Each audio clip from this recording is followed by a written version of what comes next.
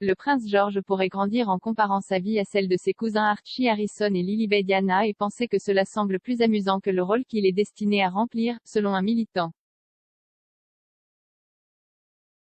Le républicain Graham Smith a décrit l'une des conséquences possibles de la sortie de Meghan Markle et du prince Harry en tant que membre de la famille royale sur l'avenir de la famille royale. Le militant pense que les enfants du duc et de la duchesse de Sussex fourniront au prince George un exemple d'expérience de vie différent de celui qu'il vivra. Le PDG de République, qui fait campagne pour l'élection du chef de l'État britannique, a déclaré à Express. Co.uk, si vous regardez Prince George, il commencera à grandir en regardant ses cousins d'outre-Atlantique en pensant amusant que ce que je suis censé faire, qui est d'assister aux services religieux, de porter des uniformes et d'attendre la mort de mon père pour que je puisse être roi. Selon Monsieur Smith, Meghan et Harry ont également plus d'emprise que le cabinet sur les thèmes qui intéressent et résonnent avec les jeunes générations. En effet, le duc et la duchesse de Sussex ont publiquement abordé ces questions, dont certaines sont politiques et donc interdites aux membres de la famille royale. Il a déclaré, l'air du temps en ce moment concerne Black Lives Matter, MeToo, la santé mentale, et Harry et Meghan en reflètent un peu à certains égards. Bien sûr, ils sont toujours privilégiés et très riches et protégés plus que le reste d'entre nous, mais dans l'imaginaire populaire, je pense qu'ils reflètent beaucoup de ces problèmes d'une manière qui résonne chez les plus jeunes et la famille royale est restée immobile, inflexible et désintéressée, lorsqu'on lui a demandé si le travail et les campagnes de Kate et du prince William sur la santé mentale pourraient aider la famille royale à devenir plus accessible aux jeunes générations.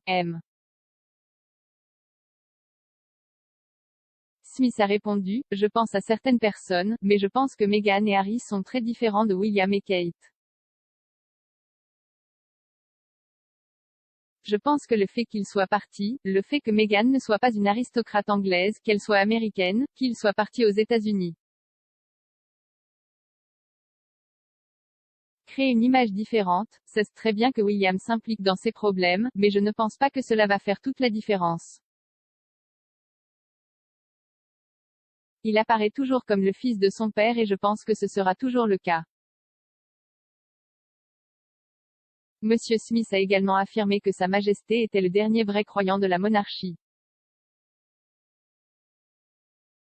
Il a déclaré, la reine est en quelque sorte la dernière vraie croyante et les autres jouent en quelque sorte, et c'est en quelque sorte de singer ce qu'elle a fait et je ne pense pas que cela va fonctionner.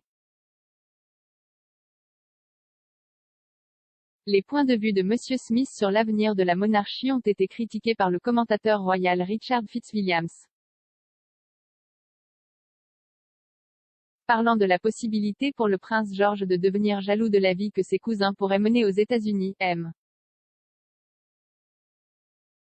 Fitzwilliams a déclaré à Express.co.uk, il est ridiculement tôt de prétendre savoir ce que le prince George ressentira à propos du mode de vie de ses cousins Archie et Lily, qui, nous devons le supposer, sera élevé en Californie. Un sens du devoir et un engagement envers le service sont en effet requis d'un futur roi et George à la reine et George VI, son arrière-arrière-grand-père qui était reconnu comme un symbole d'unité nationale pendant la guerre, comme des exemples remarquables et universellement admirés. Suivre, la monarchie britannique, a poursuivi le commentateur, a montré sa capacité à s'adapter aux changements au fil des décennies. Il a déclaré, la monarchie a fait preuve d'une remarquable capacité à se réinventer et à s'adapter à l'évolution des temps. La popularité personnelle de la reine est en effet incontestable, sa longévité a fait de Charles le prince de Galles le plus ancien de notre histoire, après lui, viennent William puis George. C'est ridicule d'anticiper l'avenir de cette manière et il convient de rappeler que la monarchie a duré plus de 1000 ans avec l'interrègne de la guerre civile et les sondages montrent qu'elle est toujours extrêmement populaire. Un sondage YouGov réalisé entre le 12 mars et le 7 mai auprès de 4 997 adultes britanniques a montré que la majorité de la population soutient toujours massivement la monarchie. Lorsqu'on leur a demandé pensez-vous que la Grande-Bretagne devrait continuer à avoir une monarchie à l'avenir, ou devrait-elle être remplacée par un chef d'État élu, 61% des Britanniques de tous les groupes d'âge ont répondu en faveur de la monarchie, 24% ont dit vouloir un chef d'État élu et 15% ont dit qu'ils ne savaient pas.